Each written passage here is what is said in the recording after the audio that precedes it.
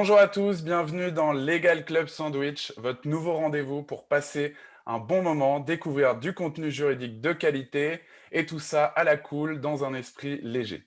Alors, je m'appelle Thibaut Caoudal, je suis le cofondateur de Leeway. Leeway, c'est une solution de gestion des contrats à destination des juristes qui les aide à réduire toute la partie administrative de leur job pour se consacrer à des tâches à plus forte valeur ajoutée. Voilà, assez parlé de moi aujourd'hui.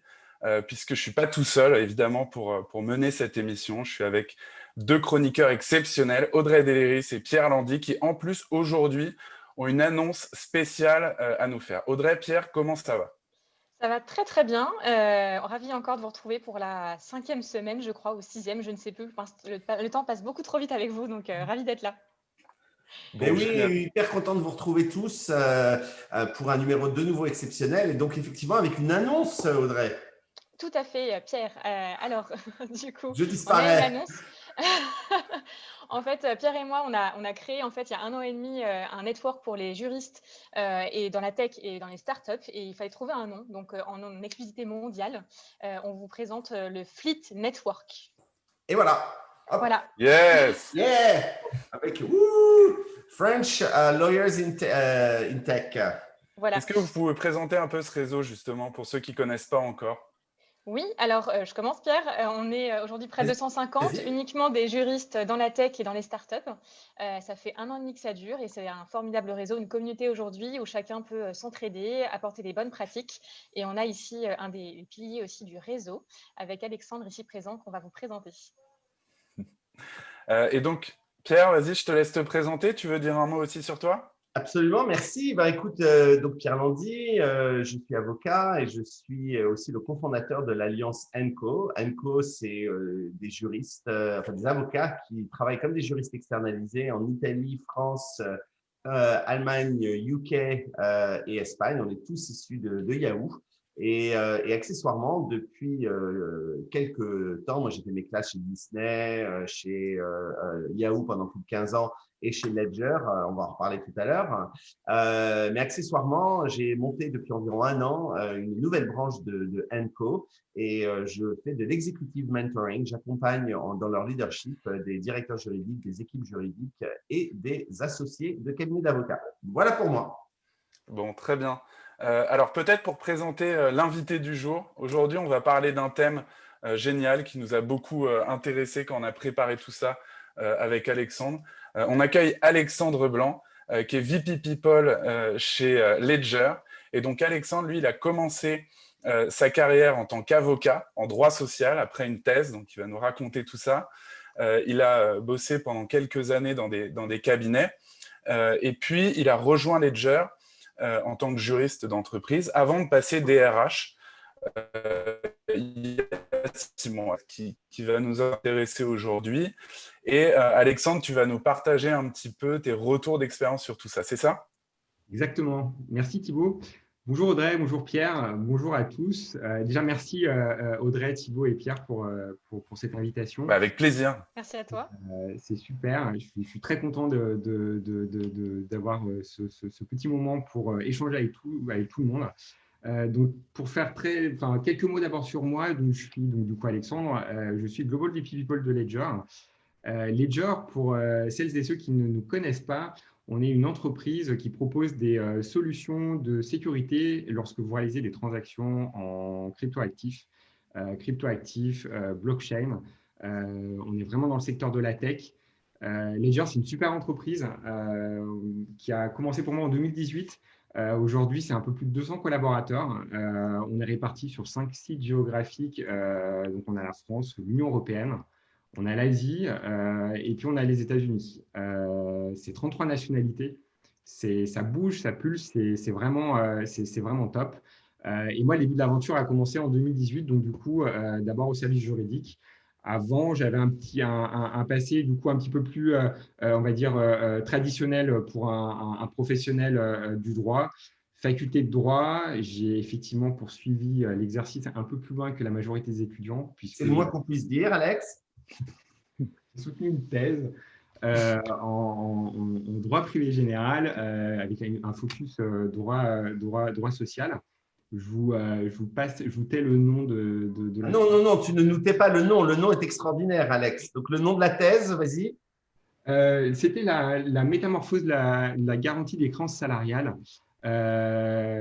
Disons que Voilà. voilà, Tu nous as déjà perdu au titre de la thèse. vous avez 4 ans. Bon, génial. Du coup, on va revenir un petit peu sur Ledger plus tard. Peut-être pour commencer, est-ce que tu peux nous faire un retour sur le passage déjà d'avocat à juriste? Comment ça s'est passé pour toi? Est-ce que tu peux revenir un peu sur cette étape? Absolument, absolument. Transition avocat à juriste, qui dit transition dit phase d'adaptation et je pense que c'est quelque chose que tout avocat qui commence à avoir des réflexions sur son souhait d'évoluer en entreprise doit avoir en tête dès le départ. Puisque être avocat, c'est être dans une situation, une posture de conseil au quotidien pour des entreprises diverses et variées. Être juriste, c'est faire ça, mais différemment. C'est comprendre qu'on va s'insérer dans un business et dans un collectif qu'on rejoint. Et donc, avant toute chose, c'est comprendre le business. Donc, moi, je sais que chez Ledger, je suis passé d'un monde assez traditionnel à un monde de la tech, un monde en plus blockchain, nouvelles technologies qui était quand même très nouveau pour moi et qu'il a fallu d'abord comprendre avant de me lancer. Ouais. Tu as eu des hésitations à ce moment-là? J'ai eu quelques hésitations. Alors, c'était moi le hiring manager, en l'occurrence. Pas du tout compliqué de convaincre Alex, qui n'a pas du tout hésité, pas une seule seconde, n'est-ce pas? Oui, mais après, en même temps, et je pense que les hésitations, enfin voilà, pour tout avocat, je pense qu'il y a des hésitations qui sont à la fois rationnelles et d'autres qui sont plus irrationnelles. Et je pense que tout avocat qui se pose ces questions-là, il fait face un jour à ces hésitations. Typiquement, l'hésitation rationnelle que j'ai pu avoir, c'était, enfin voilà, est-ce un choix définitif en termes de trajectoire professionnelle? Est-ce que je pourrais reprendre un jour la robe ou pas? Je dois faire un passage éclair ou pas en entreprise? Moi, mon conseil, et je suis convaincu que les parcours professionnels en 2020 ne sont plus les mêmes que ceux qu'on pouvait avoir dans les années 80 ou 90. Je m'explique. Être avocat maintenant, et je pense aussi que c'est lié aussi fondamentalement à la discipline que j'exerçais en cabinet, c'est-à-dire le droit du travail. Je pense que comprendre en fait les enjeux au quotidien, ça devrait passer nécessairement par un passage en entreprise. Alors, il y a la formation d'avocat qui propose ça, mais je pense que, enfin voilà, pour un bon avocat, un passage en entreprise, notamment en droit du travail, je l'ai vu moi, je pense que c'est une belle manière d'appréhender les choses dans sa globalité. Et d'ailleurs, si je me rappelle bien, tu as eu un moment un moment où tu avais vu la lumière, j'allais te dire, c'est quand parfois on doit se séparer d'un salarié, ce sont des choses qui arrivent dans la vie d'une entreprise. Et je me souviens qu'on avait eu une discussion sur, tu avais réalisé la différence entre, enfin, je te laisse expliquer, entre l'avocat et le juriste. Absolument, absolument. C'est vrai que, enfin voilà, sur ce type de situation, en cabinet, on a tendance à se séparer de l'humain. Finalement, le dossier d'un licenciement, d'une rupture est un simple numéro de dossier. En entreprise, c'est tout autre.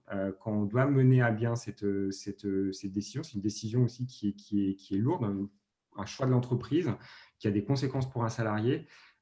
C'est d'abord, avant de dérouler le process juridique qu'on peut avoir en tête, c'est d'abord réfléchir et prendre le temps de l'écoute du collaborateur et lui faire comprendre des fois aussi que le choix, il peut être opéré par rapport à son comportement, mais par rapport aussi des fois à une politique de l'entreprise. Non, mais c'est très vrai. C'est vrai qu'entre d'un côté, j'ai juste un numéro de dossier et on sort le document et on ne sait pas tout ce qui se passe derrière. Et de l'autre côté, discuter avec le salarié en question, l'écouter, le comprendre, etc. Voilà, c'est vraiment deux jobs totalement différents. C'est pour ça que je dis souvent, et d'ailleurs, l'avocat et le juriste, je pense que tu es d'accord, Alex, sont complémentaires. Ils sont vraiment complémentaires parce que les métiers ne sont absolument pas les mêmes. Et je pense que, enfin voilà, un bon avocat est quelqu'un qui comprend la complémentarité de son rôle avec celui du juriste en entreprise. Donc ça, c'est effectivement le cas. j'avais aussi, ce qui était assez curieux aussi, et c'est pour faire le lien avec ta question, Thibaut, c'est que j'avais aussi des hésitations qui étaient peut-être un peu irrationnelles, qui sont liées aussi peut-être à la posture, et ça, c'est peut-être aussi mon ego qui parle, pardon, mais quand j'étais avocat, la robe, enfin voilà, quand on est en dîner ou en soirée mondaine, c'est toujours plus sympa de dire qu'on est avocat, qu'on porte la robe noire, plutôt que de dire qu'on est juriste. Mais en fait, je pense que ça résulte aussi d'une mécompréhension du métier qu'on peut avoir du juriste en entreprise. Et je pense que, enfin voilà, on a le réseau d'ailleurs doit avoir un impact pour valoriser cette image-là. Moi, la chance que j'ai chez Ledger et que j'ai eu quand j'étais au passage au service juridique, c'est que le service juridique s'est positionné et est toujours un réel business partner, pardon, et un vrai centre décisionnel, un accompagnement en fait de la décision business. Et ça, c'est important. Alors, je pressens la réponse, mais si tu devais leur faire ce passage avocat-entreprise, est-ce que tu le referais? Absolument. Je le ferai sans hésitation. Je le ferai, mais je le ferai peut-être aussi en me préparant différemment. C'est-à-dire que je pense, et ça c'est important, je pense qu'il est utile pour un avocat, sortez des sentiers battus, allez voir d'autres juristes, allez voir des responsables juridiques, échanger avec eux pour comprendre vraiment ce qu'est le métier, pour comprendre vraiment aussi ce qu'on va attendre de vous et aussi pour comprendre aussi l'approche du travail qui est encore une fois complémentaire et indispensable. Et est-ce que tu as créé des vocations parmi tes anciens camarades avocats, collaborateurs qui t'ont vu partir? Je crois que tu étais chez Jantet, il me semble, qui est un gros cabinet. Est-ce que tu en as d'autres qui, voyant ton parcours, se sont dit pourquoi pas moi? Tu as créé des vocations? J'ai fait d'abord de par du Brocamafi et ensuite Jantet. Je ne sais pas s'ils sont là, mais on les salue si à tout à l'heure ils sont connectés.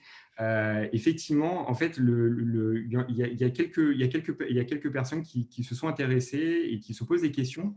Et c'est assez intéressant parce que finalement, ils viennent naturellement me voir pour voilà, ce type de questions. Comment ça se passe? Quel est ton rôle? Quelle est ta place? Et surtout, quelle est comment tu es valorisé en interne, etc. Et encore une fois, je pense que cette valorisation, elle tient aussi à cette capacité d'adaptation qu'on doit avoir en amont quand on arrive en entreprise. Ouais. Et justement, est-ce que tu as des conseils à donner un petit peu aux avocats qui souhaiteraient rejoindre le monde de l'entreprise et peut-être même le monde des boîtes tech que tu connais assez bien?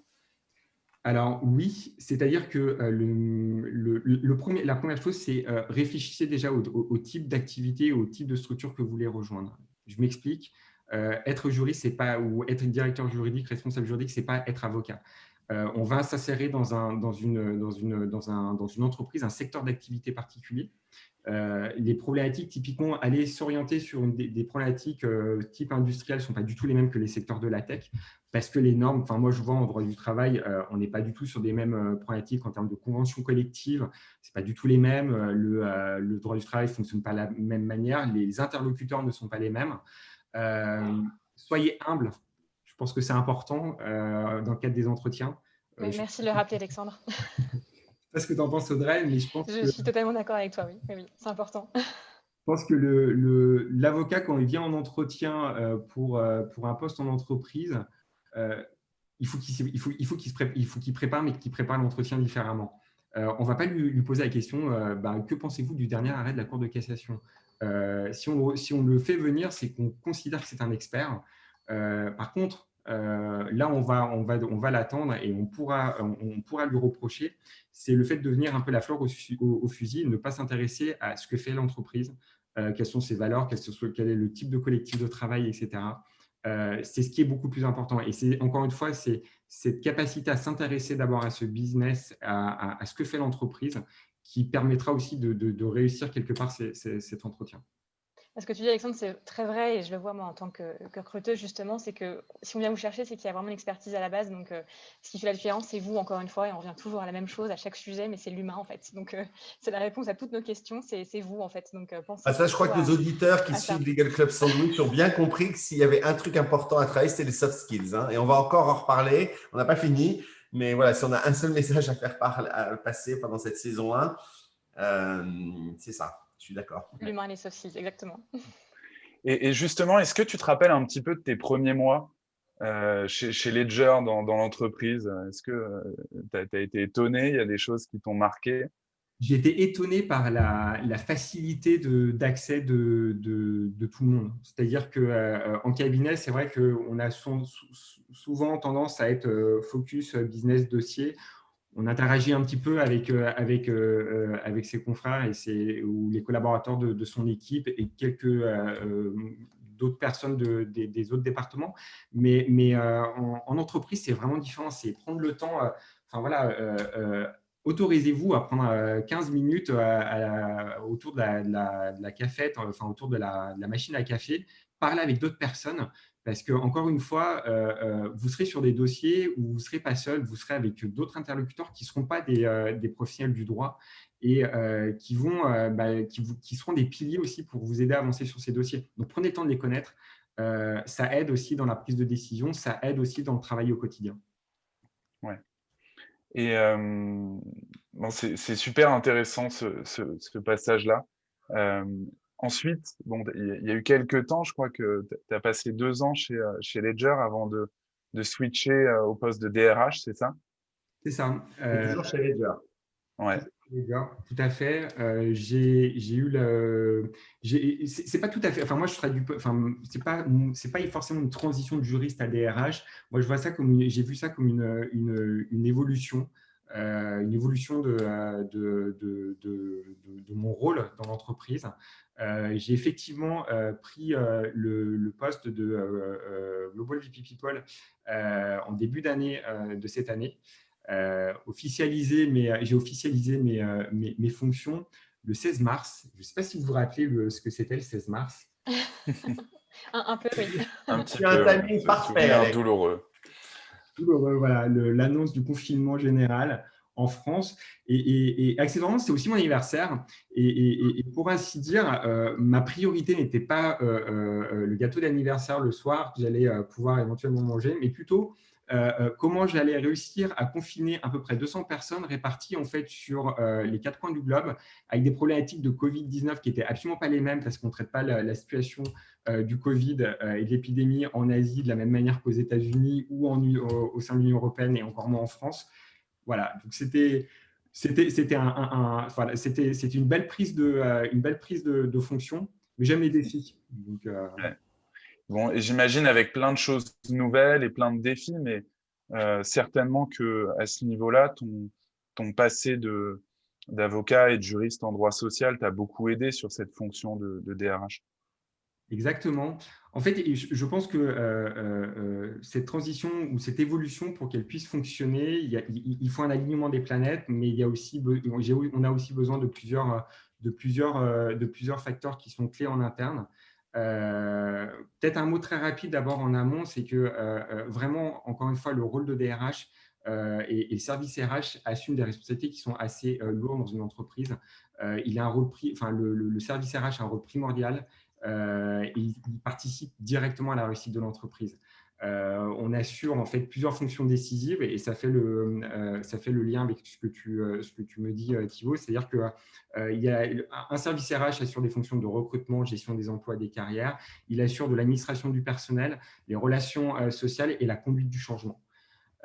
Tout ce qui est, à mon sens, relations sociales, conduite du changement, administration du personnel, c'est des choses qui naturellement que j'ai acquis en fait dans le cadre de mon passé d'avocat.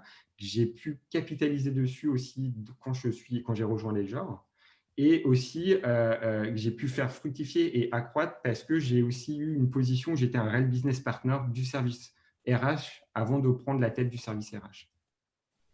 Que dire d'autre? Cette réussite aussi, elle tient aussi sur deux autres facteurs. Le premier, la confiance des dirigeants, puisque accepter qu'un juriste, un responsable des affaires sociales devienne DRH, on prend quelqu'un du service juridique, on le met dans un nouveau collectif de travail et animer une équipe. À l'heure actuelle, j'ai 7 collaborateurs, bientôt 10. C'est un challenge et puis c'est faire confiance à quelqu'un, de sortir des sentiers battus, c'est ce que je disais en amont. Et puis la réussite aussi, elle est collective. C'est-à-dire que le talent individuel, pour moi, il a de sens que s'il est mis au profit d'un collectif. Et moi, le collectif, c'est mon équipe. Ma réussite, c'est la réussite du département RH. c'est le fait que j'ai des experts en interne dans mon équipe sur lesquels je peux m'appuyer. Je suis un peu ce qu'on dirait le chef d'orchestre. Mais dis-moi, Alex, comment tu arrives à gérer? Alors, donc, maintenant, tu es passé avocat, juriste, en droit social, juriste en social, à DRH. Comment tu arrives à, quand il y a un problème juridique, d'ordinaire, tu aurais un avocat ou un juriste en droit social qui conseille la DRH. Là, tu cumules les deux rôles, d'à la fois de conseil et de décisionnaire. Comment tu gères cette dualité? C'est assez difficile. En fait, comment dire, j'ai des fois la tentation de reprendre la casquette responsable des affaires sociales en me disant mais il faut faire comme ça, il faut faire comme ça. Et après, je me dis, mais en fait, non. Enfin, là, maintenant, il y a l'enjeu, il y a l'humain, il y a la personne qui est en face de moi. Donc, c'est se dire, on fait d'abord de la gestion RH et ensuite, on met le prisme juridique derrière. Moi, la difficulté que j'ai aussi, ce qui n'est pas forcément le plus simple à gérer au quotidien, c'est des fois les enjeux de confidentialité qu'on peut avoir aussi par rapport aux phases de négociation, etc. Mais voilà, on essaie de faire front. Donc, Ouais. Et cette évolution, elle te trottait un petit peu dans la tête depuis quelques temps. J'ai envie de dire, est-ce que tu avais visé ce poste-là ou est-ce que c'est vraiment une opportunité comme ça t'est tombé dessus? Effectivement, le souhait d'évoluer sur un rôle beaucoup plus global dans une entreprise, c'est quelque chose qui me trottait dans la tête. C'est quelque chose que j'avais envie d'expérimenter. Et c'est quelque chose que Ledger m'a permis aussi de réaliser. Et là-dessus, effectivement, je suis assez, j'ai vraiment un alignement des planètes qui m'a permis de Ouais. prendre. Et justement, tu as des conseils à donner là-dessus? Parce que je trouve ça vraiment intéressant, cette partie-là. Certainement que parmi les auditeurs, il y a des personnes qui se demandent comment évoluer et comment passer le pas. Euh, Est-ce que toi, tu as déjà, t'as des conseils à donner tout simplement là-dessus? Oui, effectivement. Moi, je pense qu'il faut déjà aussi, ce qui est important, c'est travailler aussi son image. C'est-à-dire que si on veut évoluer au-delà d'un rôle de responsable ou d'une profession du droit en entreprise, il faut vraiment se positionner en tant que business partner. Et je m'explique, c'est-à-dire valoriser son image, prendre le temps aussi d'accompagner et de se dire qu'en face de nous, on n'a pas des juristes. On a des gens qui sont très forts dans leur domaine d'activité, mais qui ont besoin d'être accompagnés. Donc, du coup, c'est fluidifier, avoir un discours beaucoup plus simple. Et puis, posez-vous les bonnes questions aussi. Ça, c'est important. Parce qu'on a souvent tendance à réduire l'évolution en entreprise comme le fait de prendre des fonctions de manager.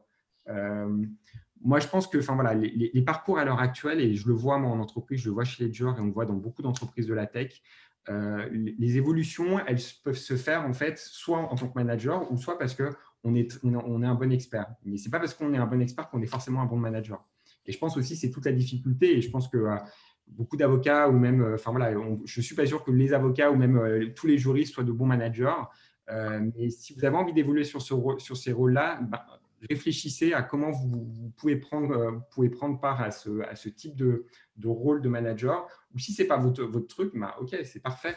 Et peut-être que vous êtes mieux sur un rôle d'expert. Et donc, dans ce cas-là, focalisez-vous vos évolutions, vos recherches sur ce type de rôle-là. Et c'est vrai que Ce c'est que une tu très dis, bonne question à poser, je pense, Audrey, en entretien. Est-ce que oui. comment l'entreprise valorise les experts versus les managers? Enfin, j'imagine que c'est une question que tu dois souvent poser à tes clients. Ça arrive vraiment très souvent aussi et aux candidats qu'on rencontre, bien sûr, parce que voilà, et c'est ce que tu dis, Alexandre, c'est vraiment très important.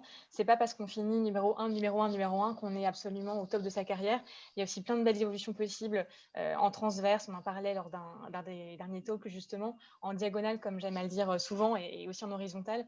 Et c'est justement aussi grâce à ça qu'on peut évoluer sur des compétences et souvent en diagonale, on récupère la verticale pour faire plein de géométrie aujourd'hui. Et donc, on arrive avec des très jolis postes aussi auxquels on ne s'attendrait peut-être pas, en fait, et des évolutions un petit peu différentes. Donc, et tu en es la preuve aussi, du coup. Et il y a quelque chose que je voulais aussi souligner, c'est que tu viens d'un métier avocat qu'on peut dire assez individuel quand même à la base, à un métier, et tu en as beaucoup parlé en tant qu'aujourd'hui juriste puis DRH, très très collectif. Enfin, tu l'as dit plusieurs fois ce mot-là, et je trouve que c'est extrêmement fort pour le coup, et tu as l'air très épanoui là-dessus, donc c'est important. Alors, fais attention, Audrey, Alex, Audrey va vouloir te chasser. Je gère pas Tu les viens de DRH, passer un du coup. entretien d'embauche avec Audrey Deléris, on se défie.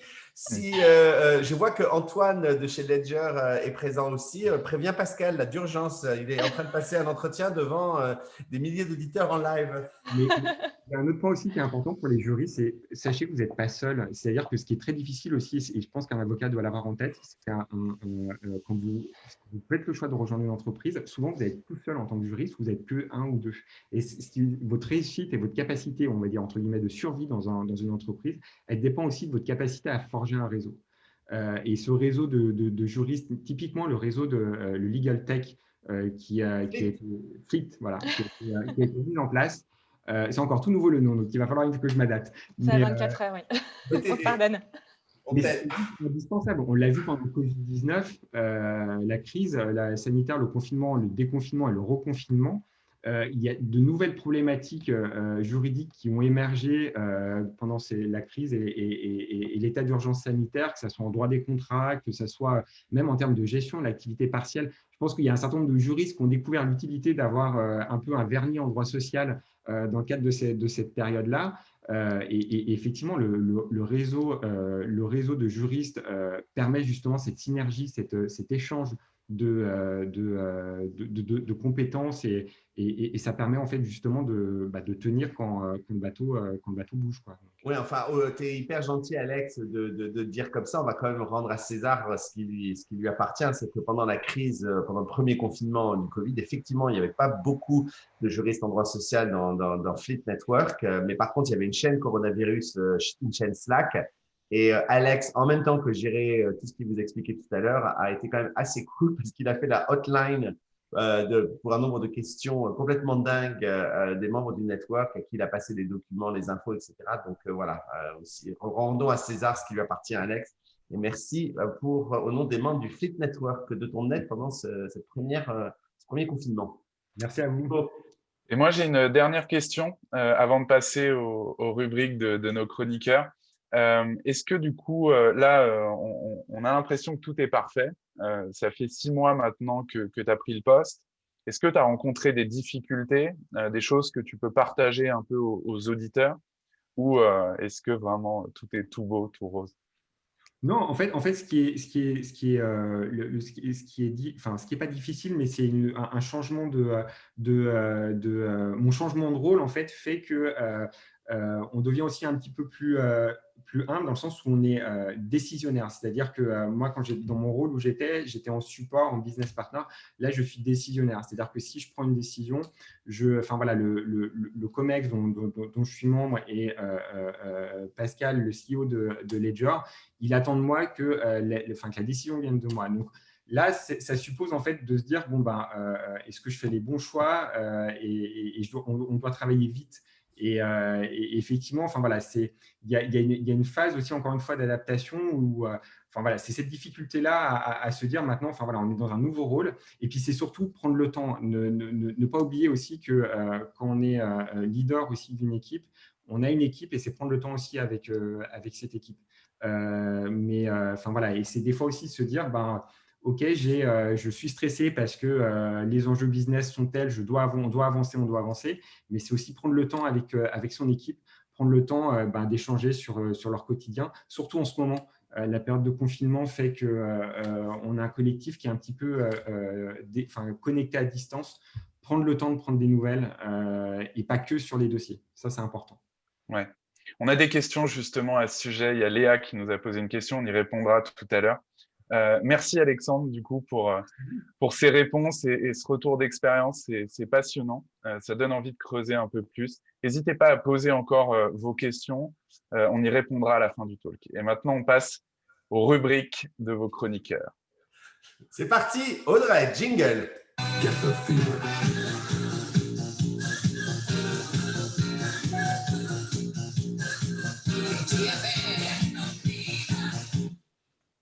Merci Pierre. Alors aujourd'hui, je vous propose de faire un focus sur le marché des avocats qui deviennent donc juristes entreprises, comme tu l'as fait Alexandre. Alors dans une étude de 2019 réalisée par le CNB, le Conseil national des barreaux, un tiers des avocats quittent la robe avant leur 10e année. C'est beaucoup. Alors moi j'en suis ravie parce que je travaille côté entreprise, donc comme ça je peux les accompagner, c'est très égoïste. Et pour mes clients, mais on va se focuser vraiment sur qui ça concerne. Alors généralement, on voit deux seniorités, c'est ce que je vois en tout cas en tant que recruteuse. Il y a les profils 3-5 ans d'expérience parce qu'au bout de 3-5 ans, ils se disent tiens, j'ai envie de voir autre chose, j'ai fait le tour. Et puis il y a les profils à partir de 8 ans, un peu plus tard dans leur exercice. Ils voient qu'ils ne pourront pas devenir mais associés, parce qu'il y a un plafond de verre et qu'ils n'ont aussi pas forcément envie de devenir associés. Donc on les retrouve, nous, en entretien quand ils veulent passer côté entreprise. Niveau matière, ça concerne toutes les matières, avec très souvent des passages un peu plus faciles dans ce qui concerne le M&A, le corporate, la concurrence, l'IT, et de plus en plus de profils aussi plus généralistes sur les contrats, le contentieux, conformité, compliance, qui sont aussi aujourd'hui tout à fait admis côté entreprise sur des postes aussi plus larges. C'est très, très bien.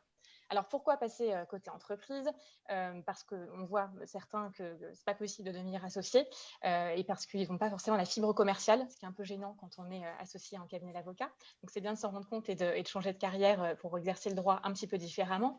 Mais ça relève aussi d'une grande frustration de beaucoup d'avocats, même si c'est un très beau métier, très technique, ça c'est indéniable évidemment, mais certains sont frustrés, comme tu le disais Alexandre, parce que certains ne voient qu'un petit bout de dossier et après, une fois le dossier parti, ne savent pas ce qui se passe ensuite. Et c'est pour ça que beaucoup veulent passer côté entreprise et c'est une très bonne raison à mon sens pour le coup, et parce qu'ils veulent aussi être très impliqués dans les décisions avec un gros partage des informations et des décisions avec les opérationnels, encore une fois comme tu l'as dit Alexandre. Et enfin, il y a le fameux équilibre vie privée, vie pro qui intervient aussi pour certains d'entre vous, avocats, qui veulent passer côté entreprise, même si je le rappelle, on ne travaille pas forcément moins en entreprise, contrairement à ce qu'on pense. Et là, je vais citer un des avocats que j'ai recruté il y a quelques années. Alors, c'était en M&A, qui est une matière pour le coup qui prend beaucoup, beaucoup de temps, qui m'avait dit, une fois passé côté entreprise, je travaille énormément, ça ne change rien du tout. Je fais des gros horaires, mais j'ai une meilleure visibilité et je m'éclate encore plus parce que je travaille pour un seul et même client et que je connais mes clients encore mieux qu'auparavant. Donc ça, c'est très fort.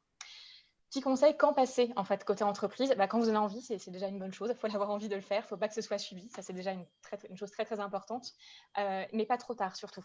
Parce que quand c'est trop tard, il y a plusieurs problèmes qui se posent. Le problème de la rémunération, parce qu'on le sait, en cabinet, on évolue très, très vite, très, très haut parfois. Et quand on passe côté entreprise, ça peut être un petit choc. Donc, en général, on n'y perd pas trop. Voilà, avec le package, etc., on pourra en reparler si nécessaire. Mais pas trop tard. Aussi parce qu'on devient un peu moins malléable et adaptable. Et ça peut faire peur à un directeur juridique qui se dit quelqu'un qui a passé 10 ans, 15 ans en cabinet, ça va être compliqué de l'intégrer. Et puis attention, on ne va pas forcément passer numéro 1 tout de suite quand on passe de l'avocature à l'entreprise. On ne va pas devenir forcément directeur juridique groupe. Là, par contre, je nuance un peu mes propos, parce qu'il y a quelqu'un qui l'a fait chez Total, qui vient de chez Allen, qui est l'actuel directeur juridique, que je cite pour le coup, donc il me fait mentir parce que lui a fait un très, très beau passage en entreprise. C'est pas moi qui l'ai passé, j'aurais bien voulu. Voilà, tout ça pour vous dire que c'est pas forcément facile de passer côté entreprise quand on est en avocature. C'est un autre métier, c'est une autre manière d'exercer le métier du droit. Mais en tout cas, tous les gens la plupart en tout cas, qui me parlent de leur expérience sont ravis vraiment d'être passés côté entreprise, ne regrettent pas le passage à l'entreprise. Et comme m'a dit Benjamin, un candidat que j'ai passé il y a 1 an, il m'a dit que lui se sentait merveilleusement bien, je le cite, donc j'aime bien citer ce genre de choses, parce que ça se passe bien pour lui et il est très content de son passage en entreprise. Donc si vous voulez faire comme Benjamin, Florence, Nadia, François, Victoria, Lionel, Cécilia, Julie, Thomas, Charlotte, Clémence et bien d'autres que j'ai pu accompagner lors de leur passage de l'avocature à l'entreprise, on en reparle ensemble. À très vite. À toi Pierre.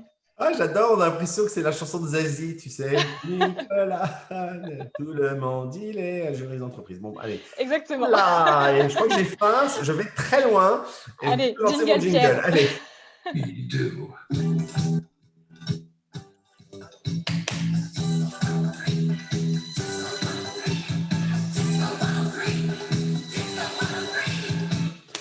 Alors, eh bien moi aujourd'hui, puisqu'on parle des avocats, des juristes, etc., je vais vous parler d'une nouvelle spécificité française sur laquelle j'aimerais revenir et qui concerne notre belle profession par là, je veux dire les juristes d'entreprise.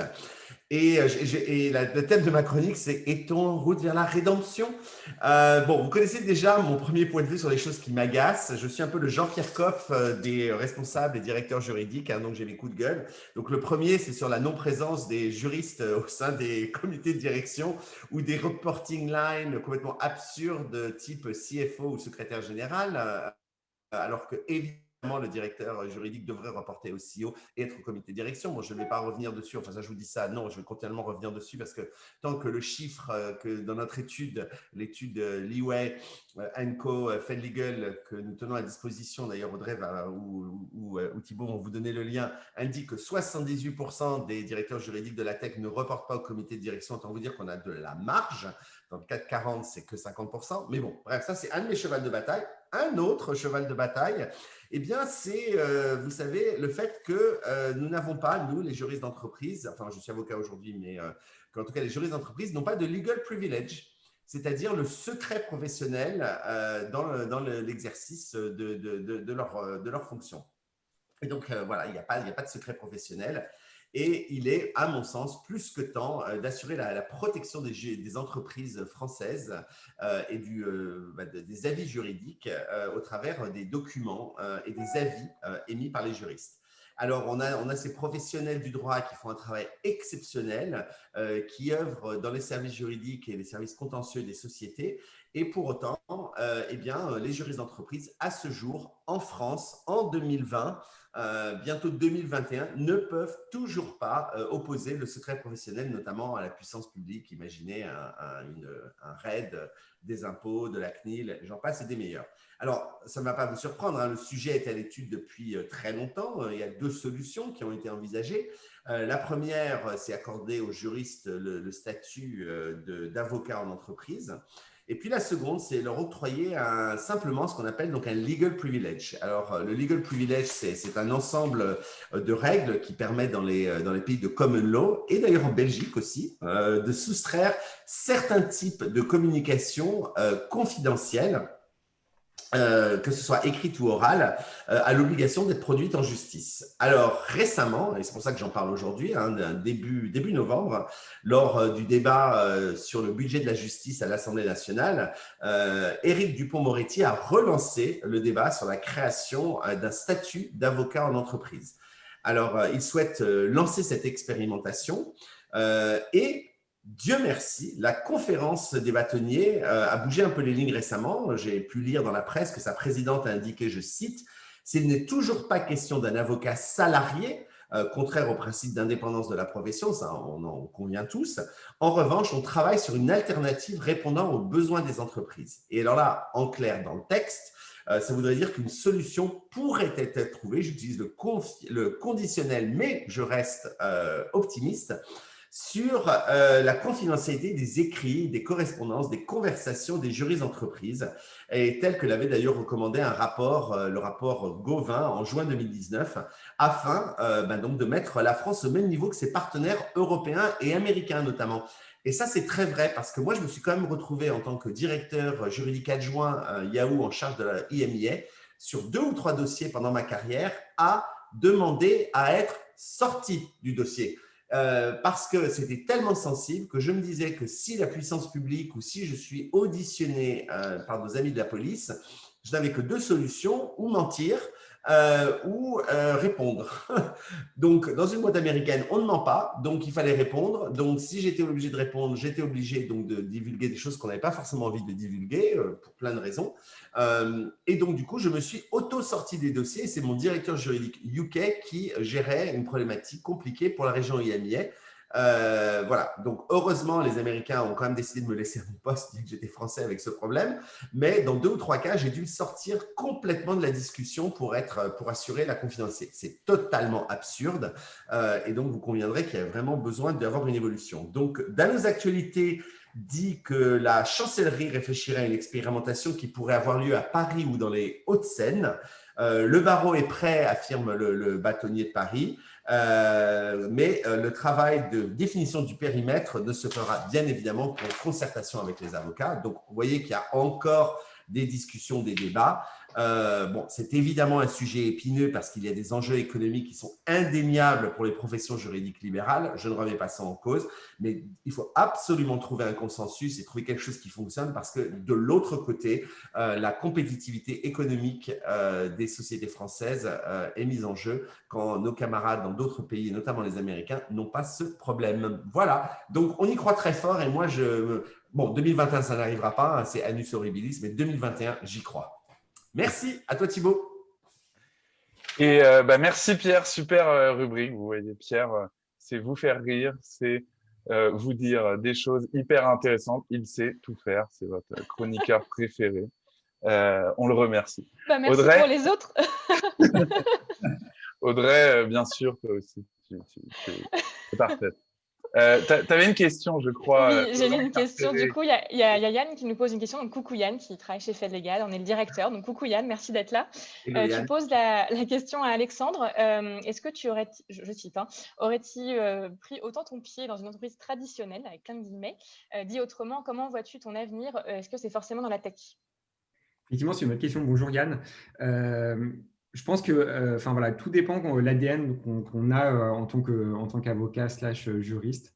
Moi, mon rôle quand j'étais avocat, je me suis toujours considéré comme un bâtisseur parce que je faisais aussi beaucoup de conseils. Et donc, du coup, j'ai rejoint Ledger et les sociétés du tech parce que tout est à construire.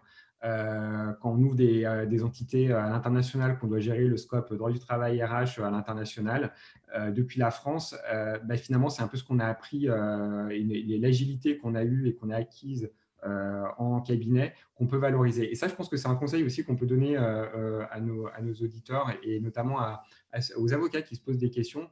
Quand vous choisissez votre secteur d'activité, voilà, si vous avez envie de créer, réfléchir habilement aux questions juridiques et bâtir les choses, orientez-vous peut-être plus sur des entreprises de la tech plutôt que des entreprises traditionnelles où tous les process peut-être sont déjà existants et où vous serez peut-être considéré, à tort ou à raison, comme un simple rouage. Pour moi, pour la suite, faut pas se fermer, mais la tech est vraiment un secteur dynamique. Ledger, il se passe plein de choses. Ledger, en 24 heures, j'ai l'impression qu'on vit 2 ou 3 journées en fait. Donc, moi, j'aime les choses qui bougent. Et c'est vrai que les secteurs traditionnels, à date, c'est pas forcément quelque chose sur lequel moi j'irais spontanément. Ok. Et on a une autre question de Léa. Léa, que tu dois connaître aussi.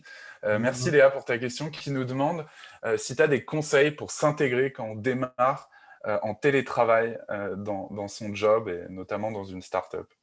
Non, effectivement, c'est une bonne question. Tout l'enjeu, et moi je le vois aussi côté dans mon service, nous, de chez Ledger, on a eu la chance de continuer à recruter pendant la première phase de confinement. On continue à recruter là. La question de l'enjeu de l'onboarding des nouveaux arrivants est cruciale. Elle est cruciale pour 2 raisons. Elle est cruciale pour le bien-être du collaborateur qui vient dans l'entreprise, mais elle est aussi cruciale pour l'entreprise dans la réussite, parce que si on fait venir quelqu'un, c'est aussi pour sa capacité à travailler, à s'insérer en fait dans les projets qu'il va devoir guider ou travailler. Moi, Léa, le conseil, c'est déjà prends le temps avec les équipes. Si tu vois que ça soit ton responsable ou même tes équipes n'ont pas le temps de venir spontanément vers toi, vas-y, force. Prends le temps de… on se fait un Zoom, parce que je crois de mémoire, tu aussi travailles à distance. Prends le temps de provoquer des Zooms pour faire des e-coffee. C'est hyper important. C'est peut-être simple à dire, mais prends l'initiative, ça fait du bien. Et surtout, et ça rejoint ce que je disais en amont, prends le temps de connaître d'autres services. Mais ça, je compte sur toi pour pouvoir le faire. Léa qui part dans de merveilleuses aventures à Dublin. On en a déjà parlé dans un autre talk, donc bon voyage Léa. Ouais. Et il y a aussi un commentaire tout à l'heure de Émilie qui nous disait qui appuyait ce que tu as pu nous dire. Effectivement, de passer du temps à la machine à café, de rencontrer les autres. Elle nous dit, nous n'avons pas vocation à exercer le droit dans notre coin, mais à avoir des clients qui ont confiance en nous et viennent nous solliciter. Voilà. Donc, totalement d'accord. Complètement d'accord avec toi. Absolument. Merci Alexandre pour cette émission. C'était un plaisir de t'accueillir aujourd'hui. Legal Club Sandwich, c'est fini pour cette semaine, mais on vous retrouve dès mardi avec un super talk. On va accueillir Christophe Roquilly. Donc, pour ceux qui ne connaissent pas Christophe, il est directeur notamment de toute la partie juridique et puis droit à l'EDEC. Il a fait des travaux notamment sur ce qu'il appelle le juriste augmenté et les soft skills chez les juristes et les avocats. Donc, il va venir nous parler de tout ça. Sujet qui nous plaît beaucoup aussi à tous les trois. Donc, on va le questionner. Et jeudi, donc la semaine prochaine, on aura Solange, qui est directrice juridique du groupe Believe et qui va nous expliquer comment, en à peine 3 ans, elle est passée de 2 à 25 juristes. Donc, comment on construit une équipe juridique en un temps record. Donc, voilà ce qui vous attend au menu de Legal Club Sandwich la semaine prochaine. On vous attend tous nombreux. Et encore merci de votre fidélité à tous ceux qui nous rejoignent chaque mardi, chaque jeudi. À midi. À midi. Bon, à mardi prochain alors. Exactement, jingle. À mardi. Jingle. À mardi.